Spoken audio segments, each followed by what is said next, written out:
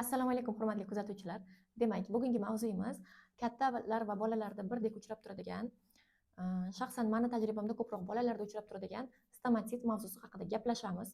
Nima uchun men bu mavzuni bunaqa ochiq, oydin olib chiqishga qaror qildim? Sababi agar har bir bemor yoki har bir fuqaro mana shu holatda o'z-o'zini davolay olsa, menda jiddiyroq masalasi yoki kasalligida muammosi bor bemorlar bilan ishlashga hamda o'sha mavzular bo'yicha ko'proq ilm olishga, bilimlarimni yangilashga ko'proq vaqt ajratishim uchun ushbu videoni olib chiqishga qaror qildim. Agar videoni konspekt qilib eshitsangiz va tavsiyalariga amal qilsangiz, 95% holatlarda siz o'zingiz va farzandingizdagi ushbu muammoni tag-tugi bilan bartaraf qilish imkoniga ega bo'lasiz. Demak, videoni oxirigacha ko'ring. Barcha tanishlaringizga videoni yuborib qo'yishni unutmang. Agarda ushbu tavsiyalar sizga yordam bergan bo'lsa, albatta izohlarda o'z tajribangiz bilan bo'lishib keting. Sababi bu bundan keyingi foydalanuvchilar uchun motivatsiya hamda umid bag'ishlaydi. Demak, boshladik. Stomatsit og'iz bo'shlig'ining shilliq qavatini milklarda, lunchalarda, labda va qattiq tanglay sohasida paydo bo'ladigan 2-5 mm o'lchamdagi pufakchalarga aytiladi. Demak, agar siz yuqori jag' bo'ylab tilingizni o'rta chiziq bo'yicha harakatlantirsangiz, demak yuqori jag', keyin qattiq tanglay, keyin yumshoq tanglay hamda og'zingizni oynaga ochib qaraganingizda tepadan osilib turgan tilchani ko'rishingiz mumkin. Og'iz bo'shlig'ini biror bir yorug'lik manbai yordamida, masalan, fonar bo'lishi mumkin, telefonda ko'rganingizda, demak, shilliq qavat sathi bilan bir xil, masalan, shunaqa toshmalar bor, pufaklar bor, shilliq qavat yoki o'sha yuzidan bo'rtib turishi mumkin. Bunda esa o'sha shilliq qavat bilan bir xil tekislikda, usti sariq yoki oqimtir bo'lgan 2-5 mm yarachalar, endi men xalq tilida yaracha dedim, pufakchalar hamda ular tez qonash va chandiqsiz tez bitib ketish xususiyatiga ega bo'lgan o'sha pufaklarni ko'rishingiz mumkin bo'ladi. Demak, hozir stomatsit o'zi nima degan savolga javob berib ketdik. Endi uni uchrashi haqida gaplashamiz. U kattalarda va bolalarda, hattoki homiladorlarda ham uchrashi mumkin. Demak, statistika bo'yicha 6 oydan boshlab 5 yoshgacha bo'lgan bolalarda uchrab turadi. Uni qo'zg'atuvchisi, ya'ni o'sha kasallikni keltirib chiqaradigan gunohkor bu gerpes virusi birinchi, ikkinchi tiplari hisoblanadi. U bemor odamdan yoki o'sha kasallikning belgilari namoyon bo'lmasdan, lekin qonida gerpes virusi bor tashuvchidan to'g'ridan to'g'ri yuqishi yoki kasallangan bemorni o'sha suyuqliklari orqali, so'lagi orqali yuqishi mumkin bo'ladi. Bu gerpes virusi qonga tushgandan keyin ayrim bemorlarda vaqti bilan qayta reaktivatsiyalashib, qayta reaktivatsiya degani bu ma'lum bir qanaqadir tashqi omillar sababiga ko'ra u qaytadan ko'payish xususiyatini tiklab oladi va kasallikning belgilarini namoyon qilib, demak, уже uchuq ko'rinishida, ya'niki ko'pchilik o'sha sovqotsa yoki shamollasa chiqadigan toshmalar ko'rinishida qaytalanib turishi mumkin bo'ladi. Demak, nima sababdan ushbu kasallik kelib chiqishi mumkin? Agar yosh bolalarda ko'radigan bo'lsak, menga ko'proq yosh bolalarni olib kelishadi. Eng ko'p holati bu qo'llar gigiyenasining buzilishi. Ya'ni bolalar tushi chiqish arafasida yoki o'sha aktivligi oshgan paytda harakat ko'p bo'ladi o'zi bolalarda. Demak, ular o'sha har narsani ushlab ketishi, qo'lini yuvmasligi, agar tush chiqish boshlangan bo'lsa qo'lini yoki har xil o'yinchoqlarni og'ziga solishi, xullas gigiyenani buzilishi bilan kechadi. Bundan tashqari, masalan, agar bola so'rg'ich, ya'ni so'z qo'ymaydigan bo'lsa, ayrim ota-onalar yoki buvilarda hali ham bor shu odat, yerga tushib ketgan soskani og'ziga bitta solib, keyin bolaga berishi. Bu ham demak, sizni og'iz bo'shlig'ingizdagi kasalliklarni bolaga yuqtirishingizga sabab bo'ladi. Yana bitta sabab bu ovqatni bolalarga og'zida kattalar chaynab berishi. Bolani o'zi, demak, chaynashi o'zi uchun foydali hisoblanadi. Men bu haqda qisqacha, ya'ni shorts video qilganman. Albatta, bolaga ovqatni chaynab bermang degan videoni ko'rishingizni, kattalarga yuborishingizni tavsiya qilgan bo'lardim. Albatta, bu choralar hammasi farzandimizning sog'lom bo'lishiga qaratilgan. Shuni yodimizda saqlashimiz shart. Ikkinchi sabablardan biri bu emotsional stress.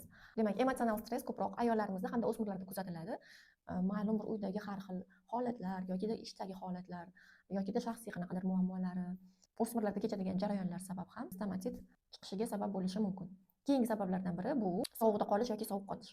Masalan, siz yuqaroq kiyindingiz, lekin ko'chada ob-havo salqinroq bo'lishi mumkin yoki kechasi ustingizni ochib yotgan bo'lishingiz mumkin. Mana shunaqa holatlarda ko'pincha bu stomatsit bubimiz ko'proq uchuq bo'lib chiqadi. Keyingisi bu so'lakning kimyoviy tarkibini buzilishi. So'lakda ham o'zini muhiti, o'zini tarkibi bor. So'lakda lizotsim degan modda bo'lib, u demak o'sha tashqi muhitdan kirgan biz uchun zararli hisoblangan bakteriyalarni o'ldirish xususiyatiga ega. Agar sizda boshqa sabablar tufayli ushbu so'lak tarkibi o'zgarib ketgan bo'lsa ham, u tashqaridan kirgan mikroblarni zararlansizlantira olmasa, albatta bunda ham stomatit kelib chiqadi. Mana shunaqa tushuntiriladi buni sababi. Keyingisi bu zararli odatlar, ayniqsa chekish. Chekib hech kim baraka topmagan. Siz faqat o'z pullaringizga, o'zingizni sog'ligingizga ko'masiz. Kun sayin, soat sayin ko'masiz. Bundan voz kechish kerak. Birinchi marta chekish targ'ib qilinayotganda u foydali deb targ'ib qilingan bo'lgan. Lekin hozirgi demak o'sha tamaki mahsulotlarini qadog'ida rakka sabab bo'lishi mumkin. Ya'ni qo'rqinchli tibbiy rasmlar keltirilgan bo'lishiga qaramasdan, baribir ham aholimizda hali ham chekuvchilar bor. Albatta bunga veyplar ham kirishi mumkin, elektron sigaretalar ham xuddi shunday zararli oqibatlarga olib keladi. Keyingisi, bu meni tajribamda bo'lgan. Demak, menga yosh katta bemor murojaat qilgan, uni otasida ham xuddi shunaqa muammosi bo'lgan. Bunda tish pastasi hamda tish cho'tkasi ham sabab bo'lishi mumkin. Sizda savol tug'ilishi mumkin, qanaqa qilib tish pastasi va tish cho'tkasidan stomatit bo'lishi mumkin. Tish pastasini tarkibidagi SLS, ya'ni lauryl sulfat natriya, shunaqa tish pastasini ko'pirtirish xususiyatiga ega bo'lgan modda ayrimlarda shunaqa stomatitni chaqiradi. Hamda agar tish pastangiz yalpizli tish pastasi bo'ladigan bo'lsa ham, u ham stomatitga sabab bo'lishi mumkin. Agar sizda diqqat qiling, agar sizda qaytaranadigan stomatit bo'lsa, oila a'zolaringizga ham kuzatiladigan bo'lsa, demak mana shu jihatga e'tibor qilishingizni taklif qilgan bo'lardim. Demak, bunda SLS saqlamaydigan tabiiy tish pastalariga o'tish, agar tish cho'tkangiz bo'lsa, demak uni yumshoq shotkalisiga almashtirish va vaqti bilan tishingizni stomatolog ko'rigidan o'tkazib turish. Chunki agar siz yumshoq shotkada tozalaydigan bo'lsangiz, tishingizda demak toshlar yig'ilishi, qarishlar qolishi, tish kasalliklariga, og'iz bo'shlig'i kasalliklariga sababchi bo'lishi mumkin. Individual o'zingizga demak tish pastasi va cho'tkasini tanlashingiz kerak bo'ladi. Buni tavsiya qilishdan charchamayman. Tishlarni yuvishda misvoqdan foydalanish. Bu nafaqat tish va og'iz bo'shlig'i uchun foydali, balki ayollarda ginekologik muammolarga yechilishiga sabab bo'lishi mumkin. Keyingi sabablardan biri bu og'iz bo'shlig'i jarohatlari. Masalan, siz protez qo'yilgan bo'lishi mumkin yoki qanaqadir tish qo'yilgan bo'lishi mumkin. Yokida qanaqadir singan yoki plombasi tushib qolgan tishlaringiz bo'lishi mumkin. Mana o'shalar chaynash davomida yokida tilingiz o'sha singan tishga borib kelib ham jarohatlanib, so'ngra stomatit rivojlanib ketishi mumkin. Keyingisi gormonal o'zgarishlar. Bu ayollarda hayz ko'rish, demak klimaks davriga o'tish hamda homiladorlik sabab bo'lishi mumkin. Ya'ni bunda aynan shu holatlar bu kasallik hisoblanmaydi, ammo ushbu holatlardagi qanaqadir gormonlar o'zgarishi hisobiga, immunitet tushishi hisobiga yokida stomatit tez va qayta chiqib turishi mumkin. Yana bitta sabablaridan biri bu A yoki gipovitaminoz holati, ya'ni qaysidir ma'lum bir vitaminlarda yetishmasligi hisobiga. Xususan bu B guruh vitaminlar, foliyaviy kislota va temir yoki D vitaminini past bo'lishi, ya'ni anemiya holatlarida ham stomatit tez kuzatilib turadi. Keyingisi bu turli surunkali kasalliklar natijasida immunitetni tushib ketish. Masalan, qandli diabetda stomatit ko'p chiqishi kuzatilishi mumkin. Keyingisi bu noto'g'ri ovqatlanish. Masalan, o'ta issiq yoki sovuq ovqat iste'mol qilish, sho'r, nordon ovqatlar iste'mol qilish hamda oshqozon shirasi kislotaligi oshib ketishi hamda peshvo allergiya holatlarida kuzatilishi mumkin. Keyingisi bu dori vositalarni uzoq muddatda yoki pala-partish qabul qilish. Masalan, antibiotikni sal aks ursa yoki shifokor tavsiya qilsa qilmasa yokida juda ko'p shifokorlarimiz kelajakda o'ylamasdan antibiotiklar tavsiya qilgani hisobiga ichish oqibatida hamda peshob haydovchi, metotrexat yokida yallig'lanish, ya'ni og'riq qoldiruvchi xususiyatiga ham ega bo'lgan dorilarni doimiy ravishda qabul qilib yurish oqibatida ham stomatit kelib chiqishi mumkin. Keyingisi bu virusная nagrузка, ya'ni virusli yuklama hamda kandidozni organizmda gullab yashnab yotganligi oqibatida bo'lishi mumkin. Virusli yuklama, ya'ni virusная nagrузка degani, masalan, odatda shifokorga borsangiz, tosh infeksiya topshirasiz yokida qanaqadir kasalliklar chiqib keladigan bo'lsa, bu hammada bor, buni davolash shart emas deb sizni yupatib kuzatib boradi.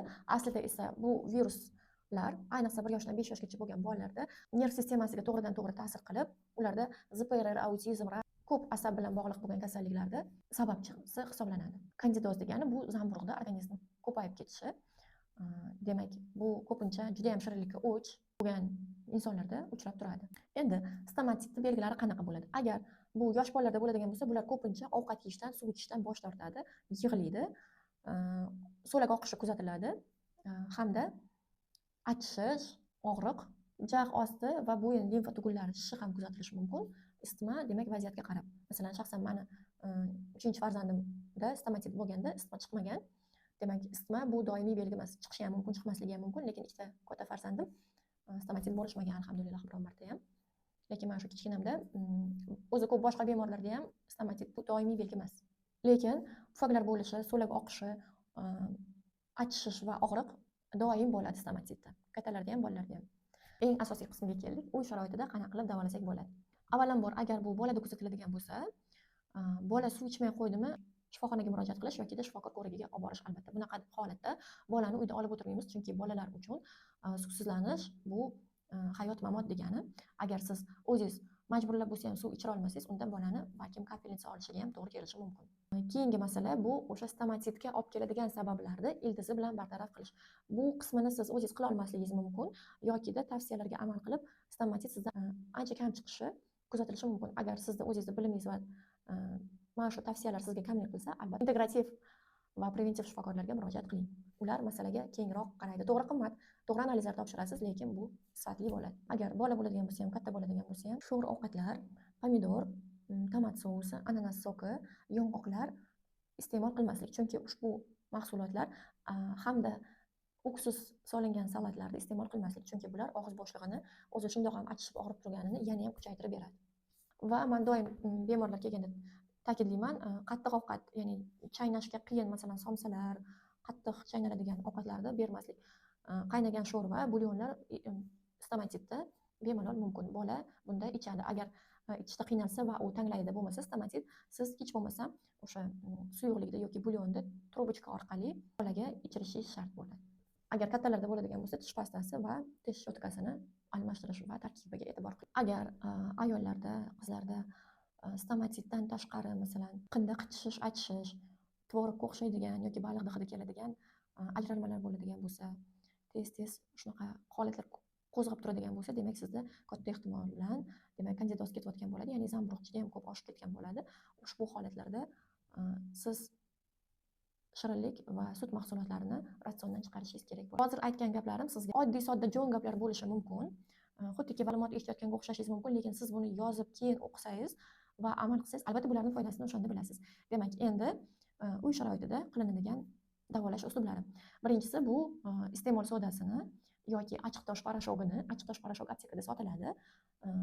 Suv bilan, oz miqdorda suv bilan aralashtirib pasta holatiga keltirib, o'sha stomatitni nuqtali обработка qilish, ya'ni faqat stomatit bor joyiga quloq tozalagichlar bilan обработка qilish, ishlov berish.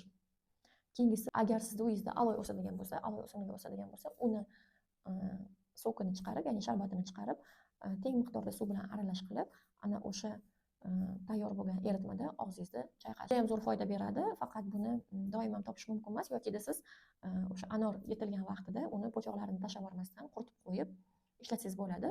Men shunaqa qilardim doim. Anor postini qaynatib og'iz chayish, bu ta'mi yoqimsizroq bo'lgani uchun bolalar qila olmasligi mumkin, lekin kattalarda juda yaxshi effekt beradi. Yokida o'sha postini, masalan, lunchga chiqqan bo'lsa, lunchga postini qistirib qo'yish. Qancha yura oladi bola? O'shancha demak yurishi zo'r foyda beradi. Облепиховый maslo bilan yana o'sha quloq tozalagich yordamida обработка ishlov berish. Yana bitta zo'r usul, buni demak integrativ hamda preventiv shifokorlar bilishadi faqat. Saxarinitseti bulardi degan probiotiklar chiqqan. U enterol yoki bioterol degan dorilarning tarkibida bo'ladi. Ehtimol bu videoni yillar o'tib ko'rarsiz va bu dorilarning nomi o'zgarib ketishi mumkin. Demak, ta'sir qiluvchi moddasi saxarinitseti bulardi bo'lgan o'sha kapsula shaklidagi dorini olib, kapsulasini ochib, ayniqsa bolalarga bu juda zo'r yordam beradi.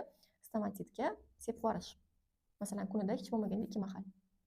Va ketidan albatta suv ovqat ichmay turasiz. Moychechak, ya'ni romashka yokida qora choyda achchiq qilib damlab, uni og'izda 10 daqiqa ushlab turish yokida og'iz bo'shlig'ini chayib turish. Kattalarda qaytalanib turadigan bo'lsa, men buni har bir stomatit bo'lgan holatda tavsiya qilmayman, lekin bu dori retseptsiz sotilganligi sababli hamda agar siz musofir yurtda bo'ladigan bo'lsangiz yokida shifokorga murojaat qila olmaydigan ahvolda bo'ladigan bo'lsangiz, har bitta stomatitda emas, yana ham takrorladim, qaytalanuvchi stomatit bo'ladigan bo'lsa yoki stomatit og'ir kechayotgan hollarda, demak 12 yoshdan katta bo'lganlarga atsiklovirni 2 xil shaklda chiqadi, yoki 200 mg dozировkada yoki 400 mg dozировkada.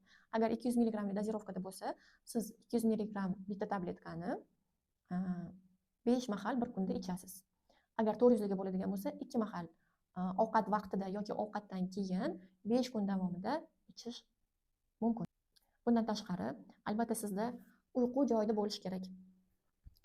To'g'ri ovqatlanishingiz kerak. Ya'ni to'g'ri ovqatlanish deganda agarki siz 100% amal qila olmasangiz-da, sizni ratsioningiz gazli ichimliklar, har xil fast foodlar, tayyor pishiriqlarni kamaytirishingiz bilan albatta sog'ligingizda sezilarli zo'r natijalar ko'rasiz. Hamda harakat ko'p bo'lishi. Hozirgi kunda biz hammamiz o'troq ishda, o'troq faoliyat bilan shug'ullanayotganligimiz sababli bizda kasalliklar hamda semizlik yana ham rivojlanib ketadi. Shu sabab harakatni ko'paytirish shart bo'ladi. Va albatta stressga nisbatan munosabatni o'zgartirish. Chunki stress hamma narsani oyog'idan chaladigan narsa hisoblanadi. Sog' bo'linglar, salomat bo'linglar. Albatta videoni yaqinlaringizga yuborib qo'ying.